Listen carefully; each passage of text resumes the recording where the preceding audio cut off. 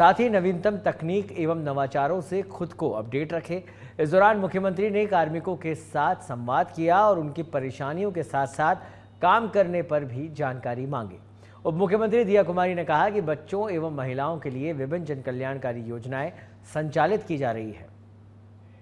रूपरेखा है, फाउंडेशन तैयार करता है, बच्चों को स्वस्थ बनाता है, महिलाएं जो हमारी गर्भवती महिलाएं उनके लिए भी बहुत अच्छा काम करता है और बहुत सारे हमारे जो अच्छा काम कर रहे हैं इस विभाग में उनको सम्मानित किया गया। मुख्यमंत्री जी का धन्यवाद दूंगी कि उन्होंने इसके निर्देश दिए। उस समय जो रिव्यू बैठक थी उस समय इसकी प्लानिंग हुई और आज ऐतिहासिक कार्यक्रम हुआ है। इतनी बड़ी संख्या में विभाग के जो हमारे फील्ड वर्कर्स हैं, ग्रास रूट वर्कर्स हैं, आंगनबाड़ी कार्यकर्ता हैं, साथिन है, ICDS के जो हमारे अधिकारी हैं, वो सब पहली बार इतनी बड़ी संख्या में एकत्रित हुए हैं।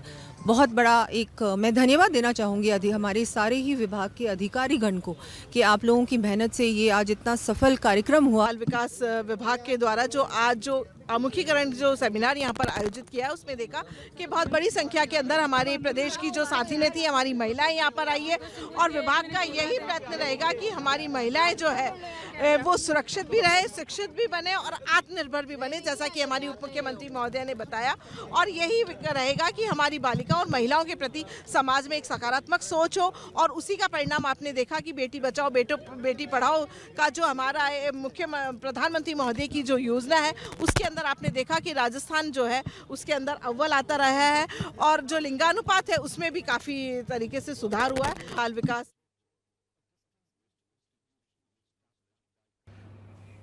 खबर जोधपुर से है, जहां विधायक बाबू सिंह राठौड़ के बेटे भानु प्रताप सिंह का आशीर्वाद समारोह। मुख्यमंत्री भजनलाल शर्मा ने की आशीर्वाद समारोह में शिरकत। मुख्यमंत्री भजनलाल शर्मा ने वरवधू को आशीर्वाद दिया। डारा फार्म हाउस पर आशीर्वाद समारोह में शिरकत करने पहुंचे मुख्यमंत्री भजनलाल शर्मा। शेरगढ़ विधायक बाबू सिंह राठौड़ ने अगवानी की उनकी। मुख्यमंत्री भजनलाल शर्मा का स्वागत करने के साथ ही जानकारी आपको बता दें कि बिना दहेज, बिना किसी फिजूल खर्ची के विवाह करने की जानकारी दी गई उनको। 15 लाख से अधिक की राशि बालिकाओं की शिक्षा और समाज को देने की जानकारी दी।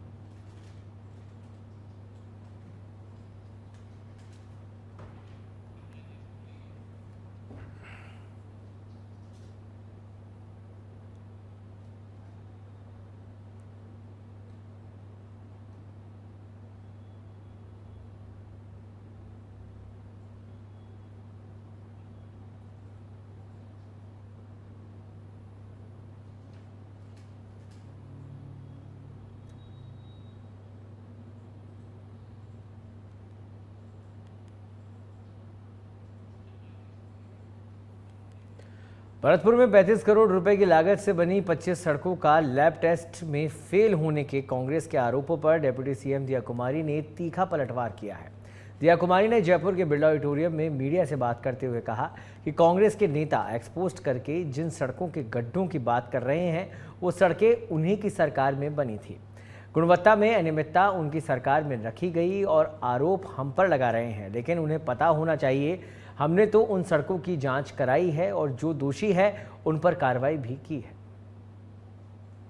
बहुत महत्वपूर्ण जो ये विभाग है महिला बाल विकास, ये हमारे प्रदेश का भविष्य की एक वो रूपरेखा है, फाउंडेशन तैयार करता है, बच्चों को स्वस्थ बनाता है, महिलाएं जो हमारी गर्भवती महिलाएं उनके लिए भी बहुत अच्छा काम करता है और बहुत सारे हमारे जो अच्छा काम कर रहे हैं इस विभाग में उनको सम्मानित किया गया। मुख्यमंत्री जी का धन्यवाद दूंगी कि उन्होंने इसके निर्देश दिए। उस समय जो रिव्यू बैठक थी उस समय इसकी प्लानिंग हुई। और खबर जयपुर से, जहां राजस्थान हाईकोर्ट में 3 नए जजों की नियुक्ति। आपको बता दें कि राष्ट्रपति के ने डीजे चंद्रशेखर शर्मा, प्रमिल कुमार माथुर और चंद्र प्रकाश श्रीमाली को हाईकोर्ट जज नियुक्त किया है।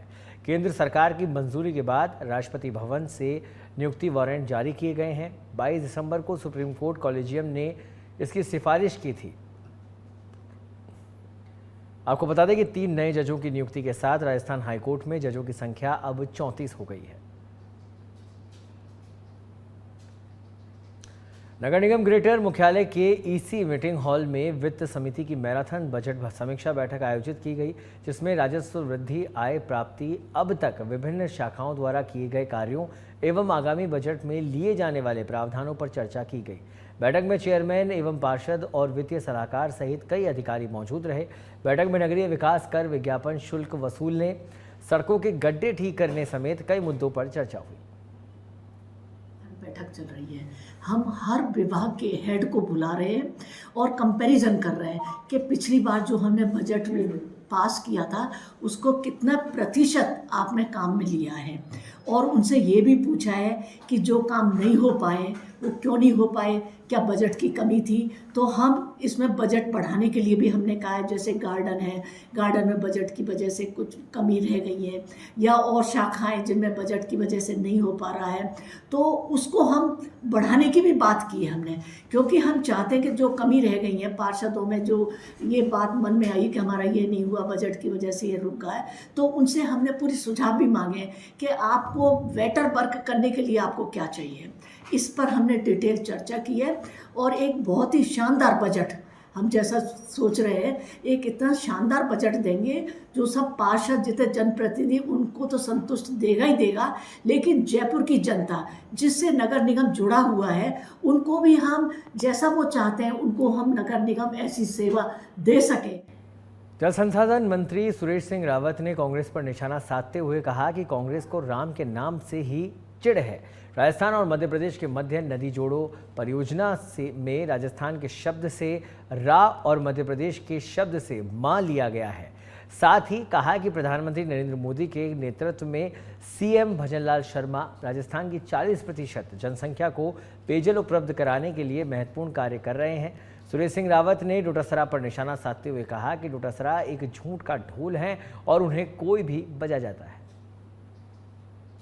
कांग्रेस के प्रदेश अध्यक्ष गोविंद सिंह डोटासरा द्वारा दिए गए बयान की मैं निंदा करता हूं।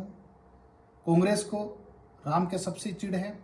राजस्थान और मध्य प्रदेश के मध्य नदी जोड़ो परियोजना में राजस्थान के सबसे रा और मध्य प्रदेश के सबसे मेल लिया गया। प्रधानमंत्री नरेंद्र भाई मोदी जी के नेतृत्व में मुख्यमंत्री भजनलाल जी शर्मा राजस्थान की 40% जनसंख्या को पेयजल उपलब्ध कराने के लिए महत्वपूर्ण कार्य कर रहे हैं। कांग्रेस के प्रदेश अध्यक्ष गोविंद सिंह डोटासरा एक झूठ का ढोल है, उसे कोई भी बजा जाता है। डोटासरा ऐसे झूठ के ढोल से अपनी बद पिटवा रहे हैं। इन्होंने अपने गिरेबान में झांकना चाहिए कि पिछले कार्यकाल में उनकी अतिवादी मानसिकता की वजह से।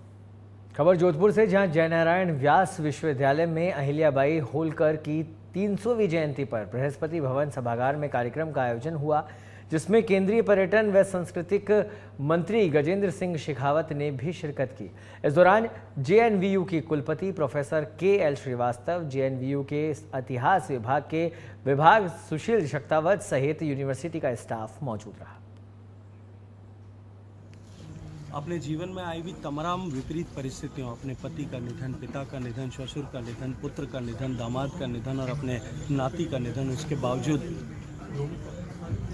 उन कठिन परिस्थितियों से परास्त न होते हुए अपने व्यक्तित्व के बल पर जिस तरह का कृतित्व उन्होंने किया, वो भारत और भारत के संतति, आज हम 140 करोड़ भारतीय हैं और आने वाली कई पीढ़ियां उनके इस ऋण से मुक्त नहीं हो सकती। उन्होंने अपने स्त्री धन से जिस तरह से राष्ट्र में सांस्कृतिक पुनर्जागरण के लिए काम किया, अपने क्षेत्र से दूर हट करके पूरे देश भर में जिस तरह से मुगलों द्वारा विध्वंस किए गए सारे मंदिरों का पुनर्निर्माण कराने का काम किया, सोमनाथ से लेकर के जगन्नाथ तक जिस तरह से उन्होंने अपनी कृतित्व की छाप छोड़ी, आज देश 300वीं जयंती जब उनकी मना रहा है, तब विश्वविद्यालय जयनारायण व्यास विश्वविद्यालय में आयोजित ये कार्यक्रम में आकर के मुझे पीटीआई भर्ती 2022 में जिन पीटीआई अभ्यर्थियों को नौकरी से हटाने का नोटिस दिया गया है, उस मामले को लेकर गुरुवार को हाईकोर्ट में सुनवाई हुई, जहां स्टे के बाद भी नोटिस जारी करने को लेकर सरकार से जवाब मांगा गया है। इस पूरे मामले को लेकर अब शुक्रवार को सुनवाई होगी, जहां सरकार की ओर से इस पूरे मामले में कोर्ट के समक्ष तथ्य रखे जाएंगे।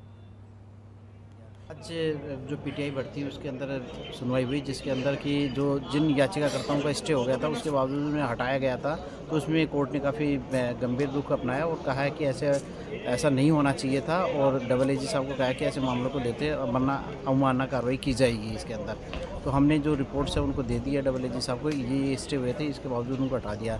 इस मामले में यथास्थिति के आदेश बरकरार रहेंगे और कल दोपहर 2 बजे दोबारा पीटीआई मामले में सुनवाई थी। बहस उन याचिकाकर्ताओं द्वारा की गई जिन्हें नौकरी से हटाने के लिए नोटिस दिया गया। कोर्ट का रुख था कि हमारी स्टेटस जो हमारा स्टे था कि यथास्थिति रहेगी, उसके बावजूद इन्हें क्यों हटाया गया, इसके बारे में सरकार की ओर से रुख रखा गया कि हम सारी चीज़ें स्पष्ट करके कल कोर्ट के सामने पूरे तथ्य रख देंगे। इसके साथ ही साथ उन याचिकाकर्ताओं द्वारा बहस करी गई जिन्हें नोटिस दिए गए थे। उन्होंने कहा कि हमने जो भारत में जो विधि द्वारा स्थापित विश्वविद्यालय हैं उनसे हमने डिग्री प्राप्त करी है या डिप्लोमा प्राप्त करा है, और हमारे ऑनलाइन एप्लीकेशन फॉर्म भरते वक्त कुछ त्रुटियां रह गई थी। उन त्रुटियों के कारण हमने एक एफिडेविट भी स्टाफ सिलेक्शन बोर्ड और सरकार को दे दिया था कि यह जो भूल हुई है ये भूलवश हुई है। इसी के तहत ये हमें नोटिस दिया गया, जो कि बिल्कुल ही गलत है। बिना हमारा पक्ष सुने हमें ऐसा नोटिस दिया गया। भाजपा एससी मोर्चा के राष्ट्रीय अध्यक्ष लाल सिंह आर्य सीकर पहुंचे। इस दौरान उन्होंने संविधान गौरव अभियान को लेकर आयोजित सभा में शिरकत की। तो वहीं लाल सिंह आर्य ने सभा में शामिल भाजपा कार्यकर्ताओं को संविधान की शपथ दिलाई। इस दौरान आर्य ने कांग्रेस पर निशाना साधते हुए कहा कि कांग्रेस ने नहीं बल्कि बीजेपी ने बाबा साहेब भीमराव अंबेडकर को सम्मानित किया है, जबकि कांग्रेस बाबा साहेब के नाम का उपयोग वोट के लिए ही करती है। रही, लेकिन संविधान को और बाबा साहब को मनाएंगे। लगभग 1 महीने से गौरव अभियान पूरे देश में जिला और मंडल स्तर तक और अब बूथ स्तर पर भी मनाने का हमने निर्णय किया है।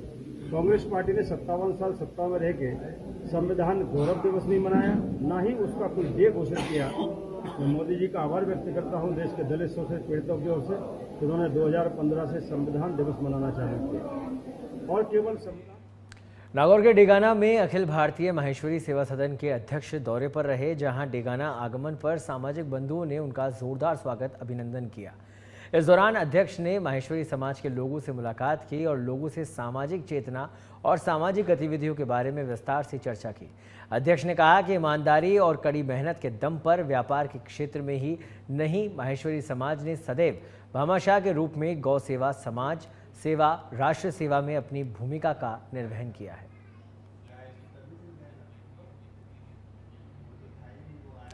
अलवर के अकबरपुर थाना अंतर्गत स्थानीय गांव खेड़का में लकड़ी काटने पहाड़ पर चढ़ी एक महिला की पहाड़ से गिरने से गंभीर रूप से घायल हो गई, जिसे गंभीर हालत में अकबरपुर अस्पताल ले जाया गया, जहां चिकित्सकों ने घायल महिला को अलवर रेफर किया। फिलहाल घायल का अस्पताल में इलाज चल रहा है। केकड़ी के सांवर कस्बे में कुएं में गिरने से युवक की मौत हो गई। युवक अपने खेत पर फसल की पिलाई के लिए इंजन पंप सेट पर काम कर रहा था। इसी दौरान युवक के पैर फिसलकर कुएं में गिरने से उसकी मौत हो गई।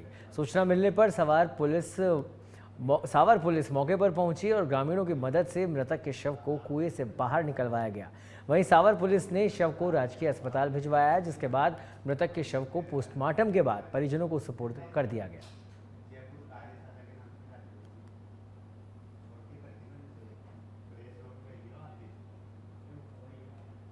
टोंकी उनियारा में अभिभाषक संघ का शपथ ग्रहण समारोह आयोजित हुआ। शपथ ग्रहण समारोह में अभिभाषक संघ के सदस्यों को अतिरिक्त मुख्य न्यायिक मजिस्ट्रेट डॉक्टर सुरभि सिंह और विशिष्ट अतिथि जेएम सुमित्रा कुमारी ने शपथ दिलाई। इस दौरान अधिवक्ता सहित गणमान्य लोग मौजूद रहे।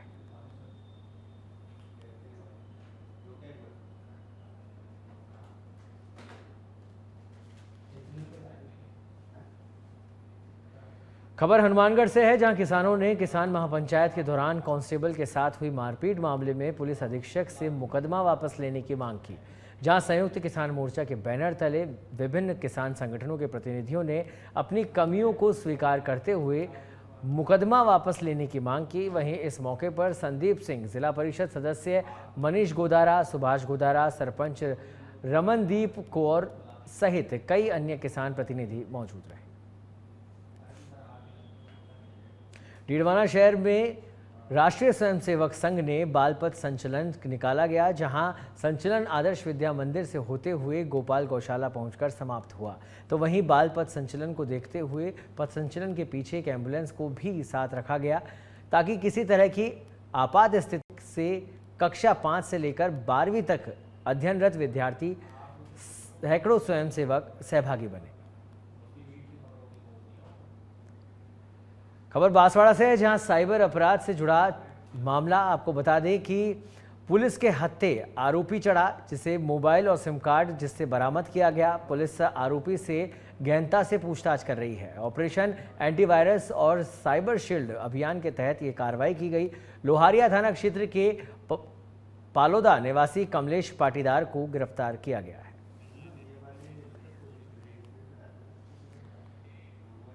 निमराना में एक स्कूल के शौचालय की दीवार गिरने से हादसा हो गया, जहां एक बच्चे की मौत हो गई जबकि एक घायल हो गया। घटना के बाद घायलों को अस्पताल में भर्ती करवाया गया, तो वहीं मृतक अविनाश का शव निमराना सीएचसी मोर्चरी में रखवाया गया है।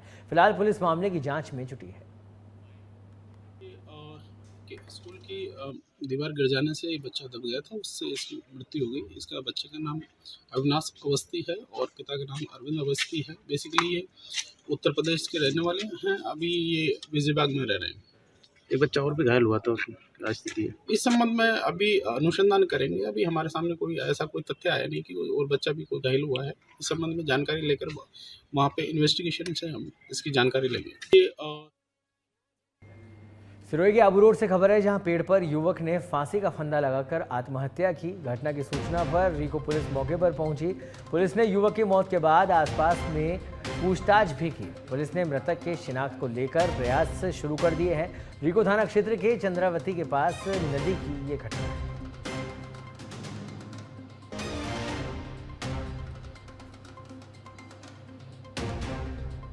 पुलिस ने युवक की मौत के बाद आसपास पूछताछ की, शिनाख्ती के प्रयास किए जा रहे हैं।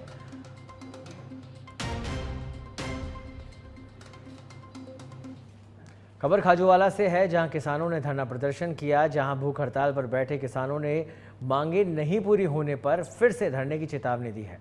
सूचना पर पहुंची आरएएस दिव्या बिश्नोई, तहसीलदार कमलेश कुमार, एक्सीएन नीतीश कुमार पहुंचे और किसानों को आश्वासन दिया, लेकिन फिर भी किसान अपनी मांगों पर अड़े रहे। वहीं धरने पर बैठे आक्रोशित किसानों ने एसडीएम व सिंचाई एक्सीएन को ज्ञापन सौंपा।